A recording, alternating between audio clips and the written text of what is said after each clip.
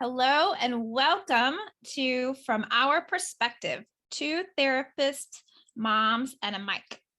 My name is Katie Truax. And I'm Claudia Glassman. And we are here today. We're going to chat with you guys about different parenting styles and approaches. Yes. And I think more specifically, finding our own way, right? From our family of origin and maybe the perspective that they had versus how we're choosing to do it. Yeah, Claudia, you said you see this a lot in your clients struggling with kind of trying to find this balance. I do. A lot of clients, and we've talked about this, how parenting styles kind of change as generations pass. But finding, wanting to parent in a different way than they were parented, and then kind of feeling this like mom guilt or parent guilt or even shame when they fall back into patterns that are more reminiscent of the way they were parented, right? So maybe it's harsher than they want to be, or just kind of, you swear you'll never say that thing your parents said, and then all of a sudden you're saying it, like those things, right? And I think, would love to kind of dive into how that shows up for people, and then also kind of strategies on how to navigate that. Yeah. Okay. So obviously, if your clients are talking to you about this, right, they're more on the self-aware side of the spectrum, right? Like they're by definition, right, by default, if that they're like on your couch, they're going to be self-reflective. They're going to be having these internal conversations, if they're having them externally, at least with you as their therapist or parenting coach. Maybe they're talking to their girlfriends about this. Maybe they're talking to their husbands about this, right? And it's interesting because we get that snapshot of the population. And of course, whatever we hear from our girlfriends and so forth and so on. But like, we don't get to hear from the people who are out there and aren't aware, right? Who aren't considering these things or aren't seeking help or seeking therapy, or they're just kind of going about on autopilot. My guess would be that there's a lot of people struggling with this topic, right? Right. And one of the things that's really clear to me is that, yes, they're obviously more insightful, but it seems to come like that drive and that insight comes from that experience of childhood that in some way was less than. Yeah. Right. So sometimes it's parents that weren't emotionally aware, weren't emotionally in tune, right? That person that felt like they were too much, too sad, too emotional, too sensitive, right? So it comes from some of these, I guess, childhood hurts is what I'll call them, right? Not feeling heard, not being seen, feeling like you were always bad, always misbehaving. Those are the adults that I see that kind of want to reflect and don't want their children to experience that. And so, yes, maybe they're more actively searching for a style that jives more with the way they wish they would have felt as a child. Yeah, I like that so much. That's so true. I always kind of share with people, I have a belief that we can kind of divide ourselves, right, as parents into 4 quadrants. One, people who are unaware and are repeating the same patterns that their parents did. Let's say those hurts, right? People who are unaware but are subconsciously or unconsciously doing the opposite of what their parents did that caused those hurts. People who are aware and are doing the opposite of what their parents did very intentionally to avoid those hurts, or people who are aware but are still repeating the same patterns that their parents had that caused the hurts, right? And my guess would be that that's where most of that feeling of guilt and angst comes in, because we have the awareness, we have intentionally decided to do something different, but yet, to your point, you might find yourself slipping back either just out of habit, right? Or when that subconscious mind takes over, or sometimes, and I've had this in my own experience as a mom too, we realize that, man, I don't know, maybe my mom had something going on there when she did that thing or said that thing that I didn't get until now, right? And that I'm parenting. Right, because your perspective is different. Like at the time you're viewing it from your childhood lens, and then you become a parent, you're like, well, I was, easy to judge when you're not that person, right? When you're not in that moment. And when you realize as a parent that like you don't have all the answers and you are not going to handle every situation as smoothly or as effectively as you thought you would. Oh my gosh, right? Right. Definitely. Yeah. Yeah. And I love those quadrants because I think they're a pretty accurate description of the different places people may find themselves, right? And then maybe moving between quadrants every so often. I think I also think, in every aspect of our life, but parenting specifically, there's so much more information. Like the amount of parenting books that exist, the amount of just information online that exists, podcasts, blogs, all the things. Yeah. I think parents are bombarded with a lot more information than they had before. I mean, even just looking at research and studies on children, right? And you look at like emotional development. I mean, I don't think when I was a kid, no one talked about emotions or emotional development, right? Some of that maybe culturally, I'm sure in some families that was honored, but I don't know as a whole, as a society, that we put a lot of thought into how children experience the world and navigate the world and feel, right? And in my house, like I don't think we talked about feelings, which is ironic that I'm a therapist and that's all I do, right? But it wasn't that they weren't allowed, they just were like glossed over. Mm-hmm. Like if you're crying, it's like, you'll be fine. Like, it just wasn't focused on. Mm-hmm. And so I think there's a lot of reasons why people find themselves maybe even more aware than before, right? Because it's kind of thrown in your face a little bit more, like the information, right? You should parent like this, you shouldn't do this. Like there's also a lot of societal pressure of how to be as a parent. Well, that's so interesting because I feel like as you're talking, I'm listening to you. It's reminding me of what we discussed last week, which was perfectionism. So if you guys haven't listened to that episode, go check that out. But I was thinking about this whole like reading books thing and the researching, and I was reflecting and I'm remembering. Do you remember this? You may or may not remember this. Remember when we were pregnant, and we being like you were pregnant at the same time that I was pregnant. Right. And you did all the research for us. And I would be like, okay, tell me what the best car seat is. Okay, thanks. Because I trusted you explicitly and knew you were going to have good answers. And that's just not my personality type. But I think that not being my personality type has like evolved over the years. And I mentioned last week a little bit about my journey with perfectionism and how I grew up very driven to strive for perfectionism because I was in a lot of environments where that was very highly rewarded, right? This seemingly perfect person, perfect little girl, right? And shedded, is that a word? A little bit, shed more and more of that as I aged and grew and evolved and hopefully healed and got better and at being a human. And it's a journey that we're all on for the rest of our life, for all of our lives, but learning how to kind of like that B is for balance, right? And part of that shedding perfectionism for me was not doing so much external seeking of information and turning more toward my own internal compass for things.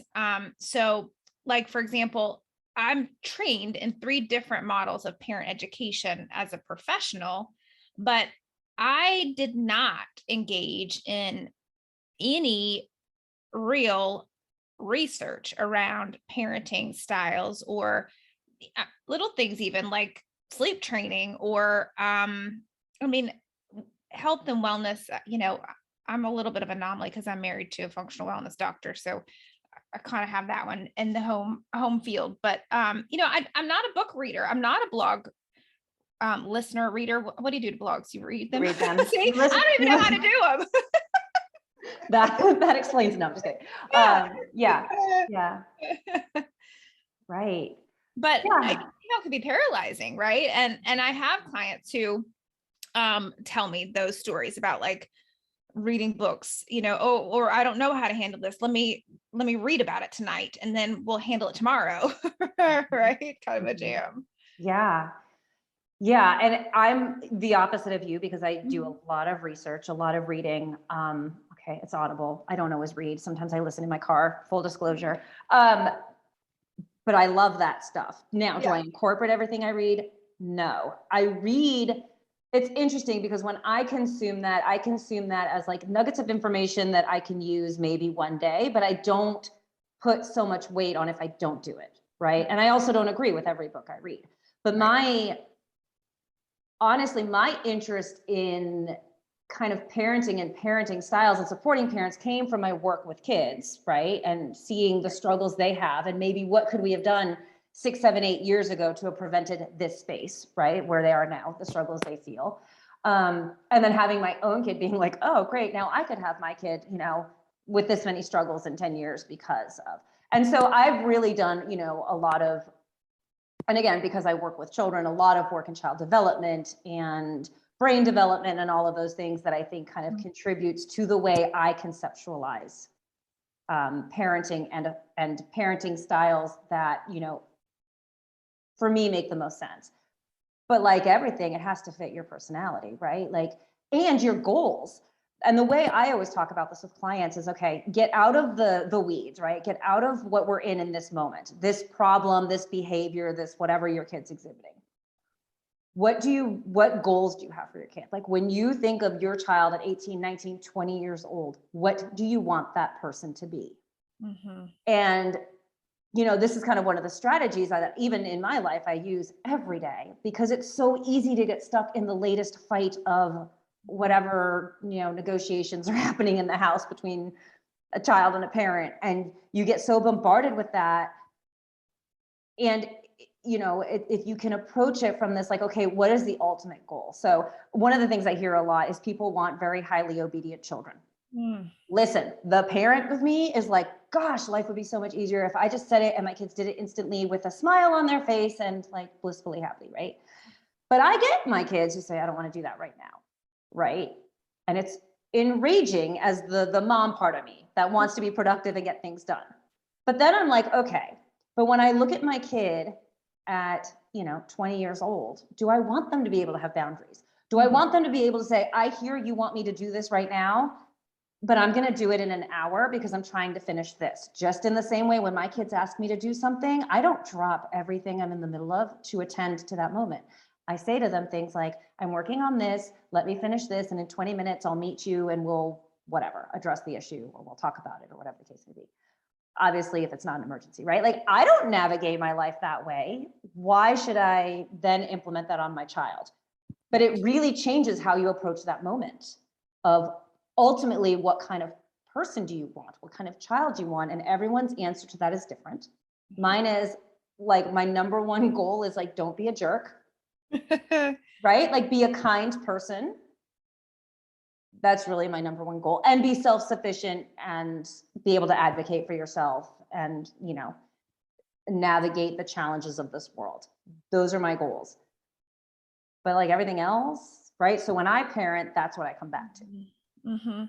Yeah, I love that. I've never heard you talk about that before. This idea of like, okay, what are your end goals really? Of like, okay, when they've launched from the house, right? And knowing I have a 23-year-old and it's not over then, but um, um, but I love that though. Okay, when they're no longer, as under our thumbs as our kids are, our younger kids' ages, right? We've got, let's see, Kinsey's turning 8 this summer. Mhm. Ansley will be 10 this summer, right? And Ellie will be 10 this summer. Um, and so we still have a fair amount of control over them. And I like that kind of reflecting in those moments. What kind of a human do I want to be helping to grow here? Yes. I think that I like those two that you said, kind of be a kind human and be able to be kind of effective in the world, right? Responsible for yourself, able to navigate situations effectively and independently. I love that so much. I think that um, I would like 100% echo all of that. It's funny, I'll add another one for our family. I think that the first thing, and this is what I've told Ellie for years and years and years and years, and it makes me have tears come to my eyes every time I think about it, is I tell her, in good times and in bad times. You know, those good times when you're just like overflow with pride and love, right? And then bad times when like maybe you've just had a knockdown drag out, right? Whether it's they've lost their mind or you've lost your mind, or a combination of the two, right? I always tell her, and now she repeats it back to me with a little cute little eye roll, right? If you only know one thing in life, what is it that mommy wants you to know? And she says to me, that you love me. Mhm. Right. And to me, that comes before everything else. And, you know, not to get too deep about like, you know, like you were saying, the brain development and all this kind of stuff in child psychology, but I kind of believe that that might be, if we could only do one thing, the only thing that could be needed. Although I'm really big on responsibility too. But right, but I think it's more about, I mean, you know, my kids have chores and they're expected. I mean, our approach in this family, which is funny because this is not, you know, we would finish dinner when I was a kid and I would get up and leave. My mom did all of it. I don't remember a chore, Mm. right? My kids don't get to live that way because while I'm a highly functioning adult and now I am responsible for a household, obviously it didn't hurt me, which is maybe a valid point, right? Even without all that, I turned out, I guess, fine in my perspective, right? You're Maybe. awesome from my perspective. Um, right. So maybe it worked out anyway, but in our house, like we kind of have this, we all live here, we all work together to maintain this and you know, this is how we're going to do it. But I think it comes down to a lot of it is like the nuances of parenting, right? Certain things, like I remember my mom's go-to thing when she didn't want to have to answer to me anymore because I asked a question. Also, I was a verbal kid even then, and I didn't really, I don't know if I cared if I made people mad, you know, like I questioned things. Karma's come back. I have those too. So yay, I know what that's like. But I remember my mom would always say to me, like, because I said so. And my response was, well, why do you say so? And then who are you to say so? Which was really snarky. But like, and I meant it in defiance, but I also meant like, no, really, why? And so I always remember that. And I guess that goes into like parenting differently because of the way you felt in those moments. That when my kids, when I set a limit, I will explain to them why. And it might be, I am so tired, I can't drive you to your friend's house because like, I need rest, right? It might be that, or whatever the reason is, I'm setting that limit. I will give them an explanation as to why I set the limit. My parents were like, no, we just said, no, you don't need an explanation. That was a different time, right? I was parented a little while ago. So it was a different approach, you know, and my parents were, you know, both my parents were born like during World War II. And so they were parented very hardcore differently, right? There wasn't a lot of room for like, I don't know if there were ever kids, like they just, you know, it was very different. And so like each generation has changed a little bit, but I do know that I definitely have things that I was like, I will do this differently because it annoyed me as a child. Wow, I love that so much. Okay, I feel like there's so many different ways we could go from here. Like, I love the idea of like the trends and what you said earlier around what's going on in the world. I'll never forget when I was in my mid-20s and I was doing the crux of my own therapy work back then with my therapist in Atlanta. She was awesome. She was really big into inner child work. Mm-hmm. And she recommended a workbook by a woman named Catherine Taylor. If anybody's listening is interested, Catherine is spelled with C. It's called the Inner Child Workbook. And basically it's broken down into ages and stages of life. And one of the things I like so much about this workbook is that it helps access all all the parts of your brain to bring kind of processing and healing online as you navigate kind of chronologically through different stages of your own past where you may or may not have had some of these hurts, right? And uncovering some of that. And one of the things that I think is so cool about that book is that not only does it have an opportunity for you to self-reflect in both a conscious and a subconscious way through things like free association, artwork, and so forth, as well as like journaling, but it has you interview and research different people in your family or family friends, or, you know, looking back in the news of those years, right? And so what was happening in the world, and then kind of extrapolating from there, how might that have affected our culture, our extended family, our family of origin, kind of our nuclear family, right? How might that have affected me, and so forth and so on. And these ideas around how we were parented, not only based on how our parents parented them, right? And how they're either responding or reacting to that. And then to your point, their temperament, their personalities, and then also what's going on in the world. Right. Right. Yeah. Because we're not in this bubble, right? We're impacted by all of these factors. Right. Yeah. And when a country's at war, right? I'm guessing, because knock on wood, I've never lived in a country where war is being fought kind of actively on my home soil, right? But thank God, and I hope I never do. But I can imagine that, it's a very scary time, right? And when we're under threat or under attack, literally it's survival mode. So things like, emotions and wants and desires and whims and dreams get shelved or ignored, right? For the sake of survival, until survival is, a sure thing, right? And by survival, I don't just mean like bodily survival, but things like, financial survival, right? Like when countries are at war, there's a lot of financial unrest and questions, and we don't know what's going to happen with fuel and food and the economy and so forth and so on, jobs. So what an interesting thing to think about. And then now here we are in 2022, right? Having just, again, let's knock on more wood, come out of a pandemic where we spent a lot of time at home, social distance, right? Covered our faces, covered our smiles. Yeah. Didn't hug, didn't touch. Sometimes did school through screens versus in person or other forms of social interaction. Mm-hmm. What's that? Right. And then what does that do to our parenting? Right. Well, yeah. And, we didn't get the breaks that we would normally get. Like my kids weren't at school. I was doing it all. Right. And it was a lot. I think it was a lot for everybody. Mm-hmm. Yeah. Yeah. There's so many, factors to it. And when I hear clients talk about things they stumble on, right? This like, well, I don't know why I do this. It's usually, and for myself included, I know this about myself. I have found that no one can trigger you more sometimes than your own children. Oh yeah. And it's unintentional and it has to do with your own stuff. But your kids can do some stuff that really lets you fly off the handle, Okay. and some of it is like, again, your own internal stuff.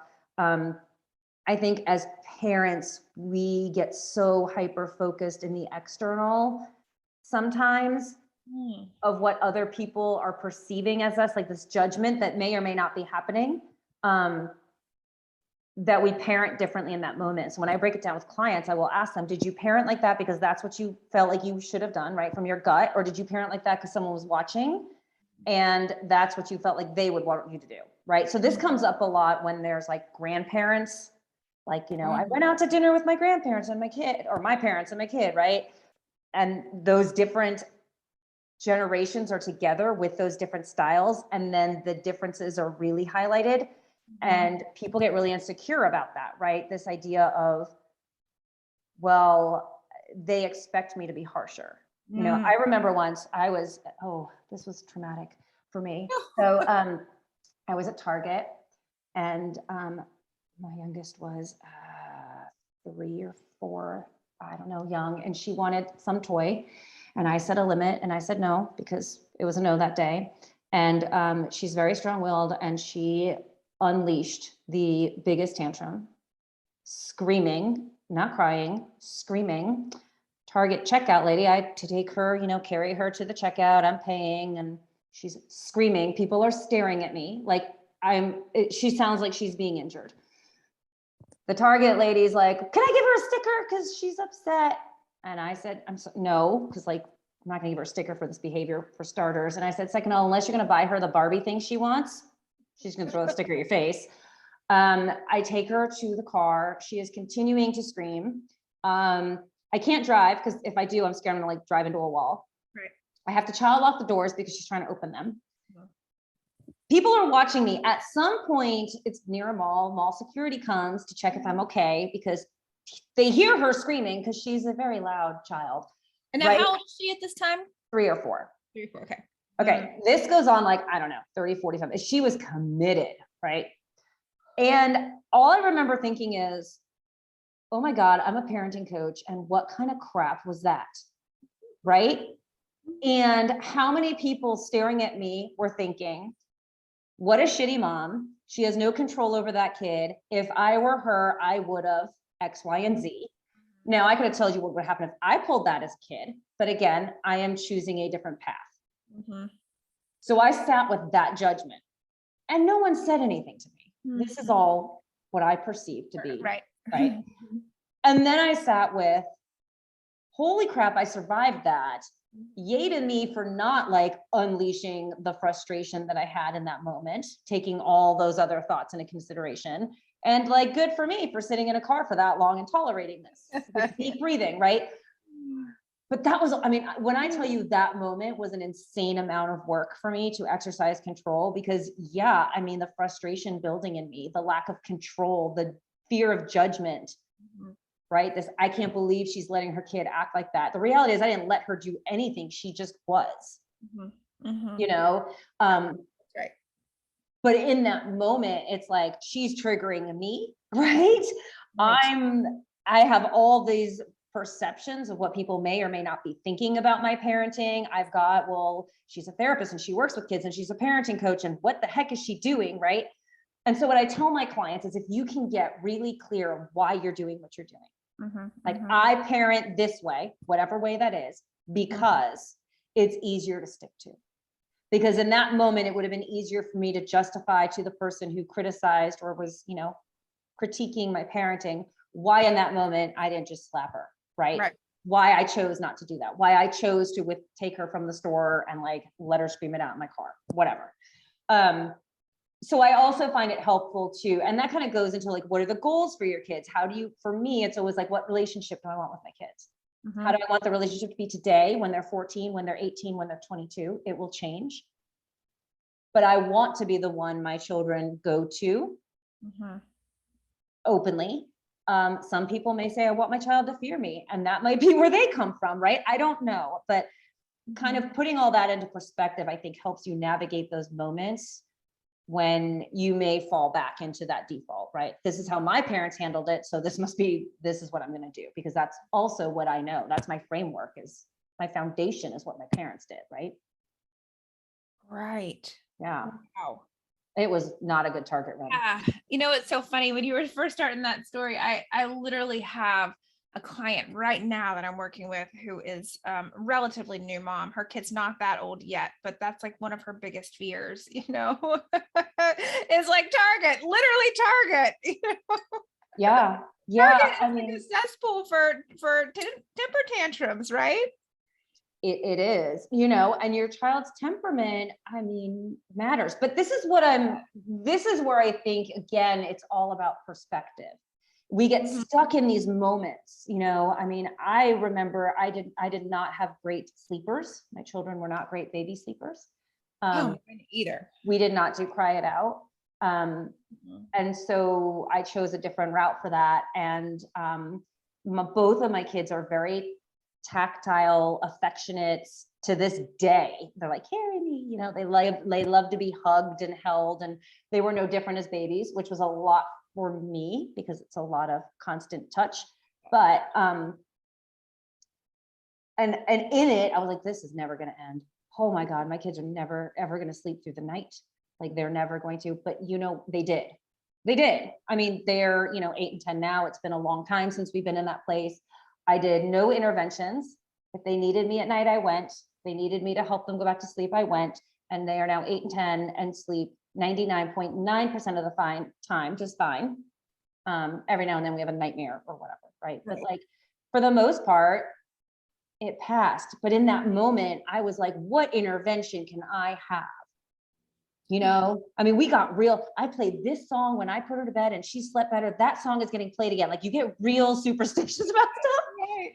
because we try to recreate it, and in the end, it will pass. And so most things are not as urgent as they feel in the moment. So taking that step back and saying, like, it feels urgent, but is it really? Does it have to be addressed in this moment, or can I take a beat and come back to it? Because that gives us the time to think about how we want to approach a situation versus reacting, right? So then I can respond to the situation and not react. Because when we react, sometimes we fall back into the default of what we didn't want to do. Yeah, I love that, and not only will it pass, but thinking of, okay, when this does pass and I'm on the other side of this, like you said, how do I want my kids to feel about me? But then also, how do I want to feel about me? Yeah. Right? How would I feel about me if I slapped her across the face? Or how would I feel about me if I gave in and gave her the Barbie doll? Or how would I feel about me if I screamed my head off and got myself so worked up that I threw up outside the car in the Target parking lot, right? Yeah. And Right. so, And am I making decisions based on what I feel like is best in the moment? mhm. Or am I making a decision based on my ego or my sense of powerlessness? Like, there are times when my kids have made an argument for something that is so valid that they're right. And I have to be like, well, you know what? It's a really good point. I didn't think of it. I know Ellie does the same thing too. Right? Like, it didn't register. My kids are great problem solvers. If you can't figure something out, ask them. Like, you're like, I don't know. Right. But like, there's a time. Yeah. So there's a time when it's helpful to listen, right? And there are moments where maybe we're digging in so that we feel powerful, but that's our need. That's not going to help the situation. That's not going to correct the behavior. That's not going to be beneficial to our children's health and growth and development. But I feel like I have control and power in this moment. Like, is that necessary? Right? Is that a me thing, or is that really an intervention I need to parent in this moment? But it is exhausting to parent this way. It is, because you're constantly being thoughtful of how to approach something, right? But I think the payoff, like the way I always describe it to my clients, is you put in the work now so that the payoff is there later, right? So that you have a child who will talk to you about things, that you have someone who will come to you for help, who hopefully can navigate the world, right? And nothing's guaranteed. Like, I don't know how my kids are going to turn out, but well, but you're already seeing some of that, right? I just heard you say, oh, my kids are great problem solvers, right? Yeah. And a few minutes back, you said, okay, I teach my clients, my parent coaching clients, to think of what kind of humans we want to raise. And you said, for you, one of your primary goals, right? You want your kids to be kind, and you also want them to be able to navigate the world effectively and solve problems. And so, right at 8 and 10, you can already see, like, woo, yay, like, check that box. I got that one, right? Unless you screw them up over the next 10 years. I mean, anything's possible. Well, and there's a double-edged sword, right? I want my kids to be independent, and that is also a really annoying thing to promote and parent, because guess where they also practice that? right. Kenzie used to just scream when she didn't get her way. No. And I'm like, at least, so we said to her, talk about it, have a conversation, and we'll listen. We have now created a budding attorney who will negotiate and debate everything, which is also a challenge, but it beats the screaming and yelling we used to get, because she didn't know how to express herself. So we worked on that, and now we have someone who won't stop expressing herself. But again, at 18, 19, 20, that's going to be a strength and not a parenting challenge, right? So I navigate this in this moment as, being maybe hard for me at times, but a payoff for her. Well, I know it's a loaded topic. It's a lot. It's a lot. Yeah. And I think, the last thing I just heard you kind of allude to is so powerful. You've alluded to it a few times. It's just that a lot of this depends. Yes, we can have our kind of aspirational values, right? What is it that we're hoping to create? we can have our reactionary and responsive decisions based on, okay, didn't feel good to me when my parents did X, Y, or Z. So I want to be sure that my kids never feel what I felt, right, to the best of my ability. And then we have our personalities, right? Mhm. And then we have our children's personalities, Right. times however many of them are present. That's Right. right. And they're their own beings, right? On their own path with their own thoughts, opinions, personalities, temperaments. Yeah. So, one of the things we didn't get a chance to talk about, I think maybe we should come back to another time. Maybe this could be like a little teaser, but there seems to be this trend. I know one of the things you and I were chatting about before we started was this idea of parenting with a more gentle approach. And I have witnessed a lot of clients struggling with finding that balance where maybe they've gone too far toward Mhm. that and have lost some awareness of firmness with children to an extent to where it's creating some sort of problems for the child or some sort of problems for them or for the family system as a whole. And Yeah.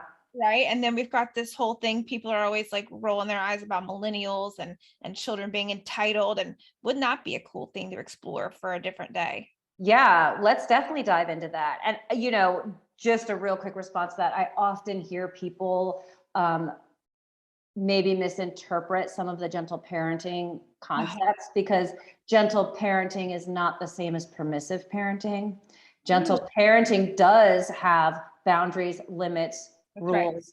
It's just consequences.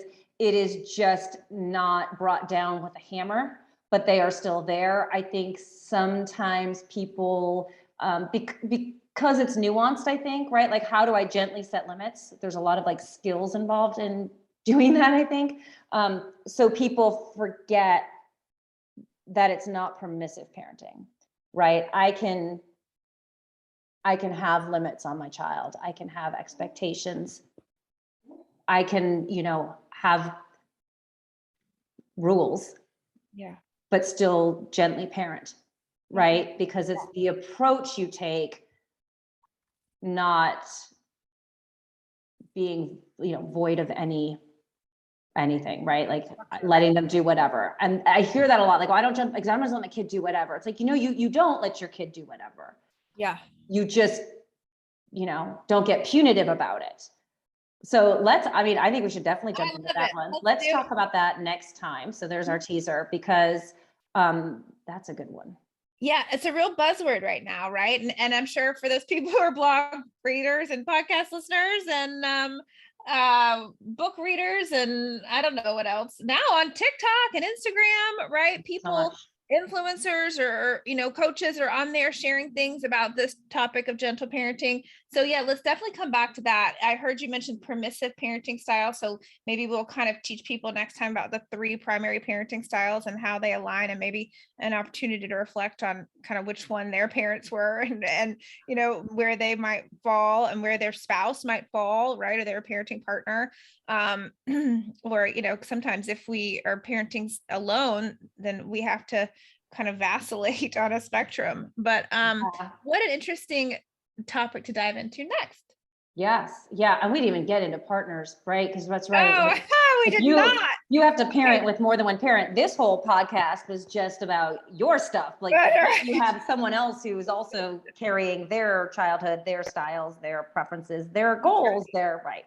That gets way more complicated for sure. Yeah, so much more complicated. Okay, I hope you're making a good list of all these topics we're coming up with. I am. I am. Well, thank you everyone for joining us today. And next time we're going to do gentle parenting because I think it's a good segue. And it kind of ties into some of the things we were talking about, so we can kind of dive into this a little deeper. Yep. And as always, if you listen to this, please follow us on social media. Claudia is Mighty Oak Parenting, and I am Rob and Katie Truax, spelled out. And if you see us on social media and you see a link to this podcast and you listen, and you have any questions or comments or any topics that you'd like to hear us discuss, please type those in because that would be super fun for us to meet your needs. And otherwise, we will see you next week talking about gentle parenting.